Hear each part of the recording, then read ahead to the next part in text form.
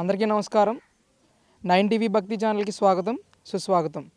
ప్రతిరోజు ఎంతో విశిష్టత కలిగిన దేవాలయాలతో మీ ముందుకు వచ్చే ఈ కార్యక్రమంలో ఈరోజు విజయవాడ తోట్లవల్లూరు మండలం బద్రిరాజుపాలెంలో వేయించేసి ఉన్న శ్రీ రాజశ్యామలాంబ దేవి వారి ఆలయం దగ్గర ఈరోజు మనం ఉన్నాం. ఈరోజు ఈ రాజశ్యామలాంబ వారి దేవాలయంలో వరాహి హోమం జరుగుతుంది. ఈ వరాహి హోమం యొక్క విశిష్టత ఏమిటి, ఈ వరాహి హోమం చేయటం వల్ల కలిగే ప్రయోజనాలు ఏమిటి, అండ్ అలాగే వరాహి హోమం ఏ విధంగా చేస్తారు, ఎలాంటి ప్రత్యేక పూజలు జరుగుతాయి, ఇలాంటివన్నీ కూడా మనం తెలుసుకునే ప్రయత్నం అయితే చేద్దాం.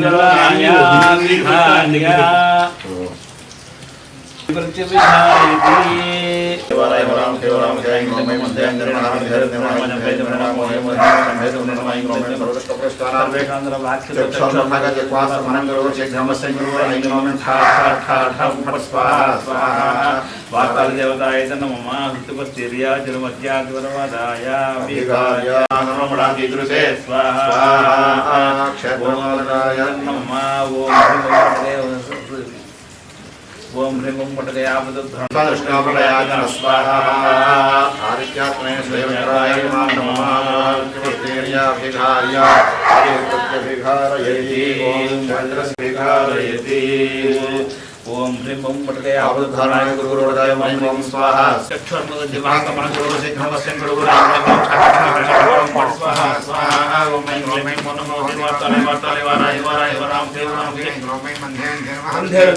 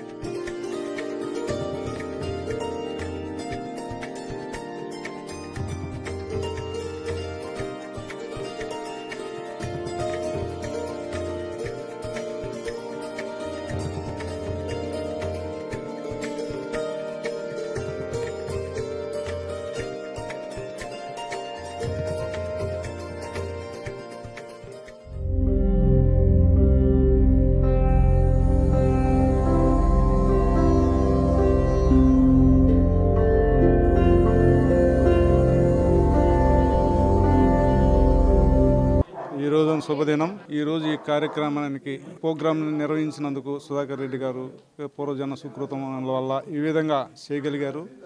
దానికి అనుకోకుండా నేను వచ్చానంటే అది ఆ అనుగ్రహం, దేవతా అనుగ్రహమే.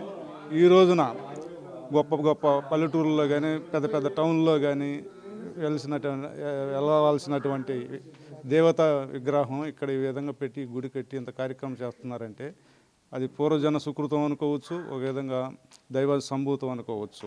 ఈ విధంగా ఇలాంటి కార్యక్రమాలు చేయటమే కాకుండా ఈ విధంగా హోమాలు చేయటం అనేది కూడా అందరికీ సాధ్యపడదు. అది దైవానుగ్రహం ఉంటేనే తప్ప మిగతా మామూలు మానవులకి సాధ్యపడేది కాదు. ఈ విధంగా దినదినాభివృద్ధి చెంది ఇది ఒక పవిత్ర స్థలము, పుణ్యక్షేత్రంగా ఎర్రాలి జిల్లాలని ప్రతి ఒక్కరూ ఇక్కడ దర్శించుకొని వారి వారి కుటుంబాన్ని 10 కాలాల పాటు గుర్తుంచుకొని ఇలాంటి కార్యక్రమాలు ఎన్నో చేయాలని వర్ధిల్లాలని కోరుకుంటూ మనసారా వేడుకొని ప్రార్థిస్తున్నాను. శ్రీ గురుభ్యో నమః. హరి ఓం. ఓం గణానాం త్వా గణపతిం హవామహే కవిం కవీనాముపస్రవస్తమం శ్రీరాజం బ్రహ్మణాం బ్రహ్మణస్పదాన శృణ్వన్నోతిభిశ్చిద సాధనం.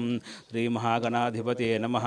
ప్రణో దేవీ సరస్వతి వాజేభిర్వాజనేమతి దినామయుత్రేవతు శ్రీమహాసరస్వత్యై నమః. శ్రీ గురుభ్యో నమః. హరి ఓం. రాం తరంగదాక్షిం ధృతవాసాంకుతుష్పానచాపం అనుమాదిభిరవృతమైకే అహమిత్యై భావయే భవానిం సర్వమంగళే శివే సర్వార్ధసాధికే శరణ్యే త్ర్యంబకే దేవి నారాయణే నమోస్తుతే. వీరాజ్యశ్చరణం వీరావళి పంచమం శ్రీమన్మాలి మంతరాయుతం వందే గురుమర్మండలం. ఇప్పుడు మనం చేసిన హోమం అండి వారాహి హోమం అంటారు. అంటే ఈవిడ రాజరాజేశ్వరి యొక్క దండిని మాట. అంటే మంత్రిని అంటే రాజశ్యామల అమ్మవారు, మన గుళ్ళో ఉన్న అమ్మవారు రాజశ్యామల. ఆవిడ అమ్మవారు లలిత అమ్మవారికి సలహాలు ఇస్తూ ఉంటుంది. ఇవి దండ్రి అన్నమాట. అంటే ఒక రాజ్యానికి మంత్రి సేనాధిపతి ఎలా అవసరమో అదేవిధంగా ఆవిడకి కూడా సలహాదారులు కావాలి, సేనాధిపతులు కావాలి. ఆ విధంగా దండిని అన్నమాట. ఈ వార్తాళి అమ్మవారు, వార్తాళి అన్న, వారాహి అన్న, వరాముఖి అన్న 3 ఒకటే. ఆ స్వరూపాన్ని ఉద్భవించినవన్నీ కూడా.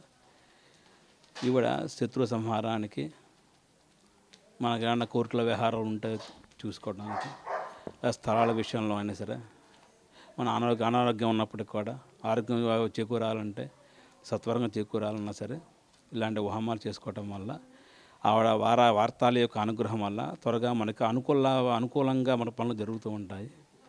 అది విధంగా జరుగుతూ ఉంటుంది. మంచి వ్యాపారం వృద్ధి అవుతూ ఉంటుంది. నిత్యం ఎప్పుడు కూడా చేసుకోవటం వల్ల, వారాహిని తలుచుకోవటం వల్ల కూడా మనకున్న శత్రువులు, అంతర్శత్రువులు, బహిశత్రువులు, అదే మనగా ఎవరన్నా మనకు తెలియకుండా వాళ్ళ శత్రువులు ఉన్నప్పుడు కూడా వాళ్ళు మనకు అనుకూలంగా మారుతారు. ఈ వారాహి అన్న వార్తలను ఒకటే కాబట్టి వార్తలే హోమం చేసుకున్నాము. దానివల్ల అందరి ప్రయోజనం కలుగుతుంది. చూసే వాళ్ళకు కూడా ఆ మంత్రం వినటం వలన కూడా వాళ్ళలో ఉన్న భయాలు తొలగిపోతాయి. చుట్టుపక్కల ఉన్న దుష్టశక్తులు ఉన్నప్పటికీ కూడా అది కూడా దూరంగా వెళ్ళిపోతూ ఉంటాయి. గుడి అభివృద్ధి అవుతూ ఉంటుంది. ఇప్పుడు కూడా మంత్రాన్ని ఇప్పుడు అదే హోమం చేయడం ఎలా అవుతుందంటే గుడి యొక్క అమ్మవారి యొక్క శక్తి పెరుగుతూ ఉంటుంది. శక్తి జనం భక్తులు ఎక్కువ జనంగా బాగా వస్తూ ఉంటారు. జనాలు బాగా ద్వారా అమ్మవారికి ఆనందం కలుగుతూ ఉంటుంది అన్నమాట. ఎప్పుడైతే ఒక గుడికి భక్తులు వస్తూ ఉంటారో అమ్మవారికి ఆనందం పెరుగుతూ ఉంటుంది అన్నమాట. ఇంకొక కార్యక్రమం అర్చకుల వారు కూడా చేస్తూ ఉంటారు. అర్చకుడుగా మంచివాడే, చక్కగా మంచి భక్తిగా రాజశ్యామల వారిని అర్చన చేస్తూ ఉంటాడు. 3 పూట్ల అర్చన చేస్తూ ఉంటాడు. అతను కూడా అతని కోరికతోనే ఆలయ కమిటీ వారు కూడా వార్తలు హోమం చేయమన్నారు. కనుక హోమం చేస్తాం. శ్రీ వినాశకున భవంతు. ఇప్పుడు కూడా దేవత డైరెక్ట్గా రాదు కదండి, ప్రతిష్టంగా చూడరాదు కదా. మనం తట్టుకోవాలని చూస్తే చూడలేం కదా. కనుక ఏదో రూపంలో వచ్చి అవి గ్రహిస్తూ చూస్తూ ఉంటాయి అన్నమాట. ఆ పక్షులు, ఆ విధంగా చిలకలు, రాయశ్యామలు చేస్తున్నప్పుడు చిలకలు, వారాహి చేస్తున్నప్పుడు ఇంకా ఇవి వరాహాలు అవి వస్తూ ఉంటాయి. అదేవిధంగా ధూమతి చేస్తే కాకులు, అంటే వారి యొక్క వాహనాలు, వాళ్ళ యొక్క పరివార వస్తువు చూస్తూ ఉంటారు అనమాట. అంటే ఆ రూపంలో వచ్చి చూస్తుంటారు అనమాట. అది మన శుభసూచకమే. అది శుభ్రంగా చిలకలు రావడం శుభసూచకమే కదా. అంటే ఈ మధ్య కొత్తగా వచ్చింది. అంతకుముందు ఎప్పుడో దేవతలను మనం సృష్టించలేదు, ఎవరో మనుషులు సృష్టించలేదు, ఎప్పుడో వెలిసినాయి. అయితే ఏంటంటే ఇవన్నీ పూర్వం రాజులు చేసేవాళ్ళు. ఎందుకంటే వాళ్ళ యొక్క రాజ్యాన్ని అభివృద్ధి చేసుకోవడానికి, ప్రజలు సురక్షితంగా ఉండడానికి, శత్రు రాజ్యాలు మన మీద దండెతగా ఉండడానికి ఈ విధంగా ఎక్కడో ఎవరు వాళ్ళు ఎవరు కనపడరు. ఎక్కడో వాళ్ళకి కొంత ఆస్తులు వాళ్ళకి ఇచ్చి ఉండటానికి తినడానికి మొత్తం ఇచ్చిన తర్వాత వాళ్ళకి ఆ మొత్తం ఇచ్చి ఆ విధంగా వాళ్ళు ఏం చేస్తారంటే కనపడకుండా జనాలు ఎవరికి తెలియదు ఆ విషయం. ఆ విధంగా వాళ్ళు హోమాలు చేస్తూ ఉంటారు. అయితే ఇప్పుడు రాజులు ఉన్నారు కాబట్టి, మన మంత్రులు ఉన్నారు కాబట్టి వాళ్ళు చేస్తున్నారు. ఇప్పుడు ఏదో ఒకటే విధంగా మరి పైకి రావాలి కదా. బ్రాహ్మణులు బతకాలి, అదేవిధంగా రాజులు బతకాలి. అదేవిధంగా కాబట్టి ఈ రాజశ్యామల చేయటం వల్ల జనాస్వీకరణ కలుగుతుంది, బాగా వస్తుంది. నిత్యం రాజశ్యామల స్మరణ మంత్రమే అక్కర్లేదు, నిత్యం రాజశ్యామల స్మరణ చేయటం వల్ల కూడా మనలో ఉన్న ఆ శక్తి ఎదుటి మనిషి మన వంక చూస్తుందన్నమాట. ఆ రాజశ్యామల గొప్ప విషయం అది. దశమహావిద్యల్లో మా రాజశ్యామ మాతంగి అనేది ఒక విద్య. అన్ని విద్య ఈ విద్య ఉంటే అన్ని విద్యలు మన దగ్గర వచ్చేస్తాయి. చాలా గొప్ప విషయం ఇది. మాతంగి అంటే విద్య బాగా వస్తుంది, మేధస్సు పెరుగుతుంది, చదువు బాగా వస్తుంది, అదేవిధంగా జనాలు వశీకరణ అవుతారు. మనం అనుకున్నప్పుడు మనకు నెరవేరుతుంది. అంటే మన ఆలోచన మంచిదే అయితే, మన ఆలోచన మన 10 మంది బతికించాలి, ఆ ఆలోచన మంచిదే కదండి. అలా అంటాం ఖచ్చితంగా మనకు అనుగ్రహిస్తుంది అమ్మవారు. అది కాకుండా మనం చంపేయాలి, మనం నాశనం చేసేయాలి అనుకున్నప్పుడు ఈ దేవత కాదు, ఏ దేవత కూడా మనం అనుగ్రహించదు. మన తల్లిదండ్రులే మనకు అనుగ్రహించరు అన్నమాట.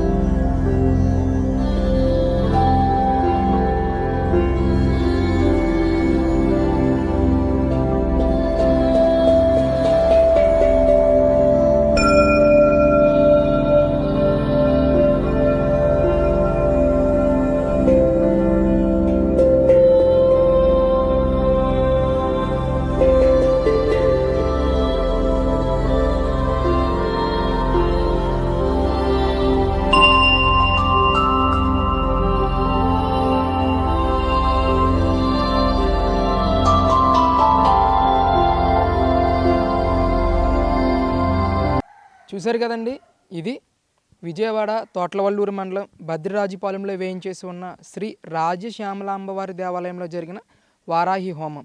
ఈ వరాహి హోమం యొక్క విశిష్టత మీరందరూ తెలుసుకున్నారని అనుకుంటున్నాను. ముఖ్యంగా గురు పూజారులు మనతో చెప్పిన మాటలు వింటే ఈ వరాహి హోమం చేయించుకోవడం వల్ల కలిగే ప్రయోజనాలు, శత్రు సంహారం నుంచి విముక్తి కలుగుతుంది, అలాగే భూత పిశాచాల నుంచి విముక్తి కలుగుతుంది, మనకి ఏదైనా ఫ్యూచర్లో జరిగే అవాంఛనీయ ఘటనల నుంచి విముక్తి కలుగుతుంది, అలాగే స్థల విక్రయాల విషయంలో కానీ అష్టైశ్వర్యాల విషయంలో కానీ అంతా మంచిగా జరుగుతుంది.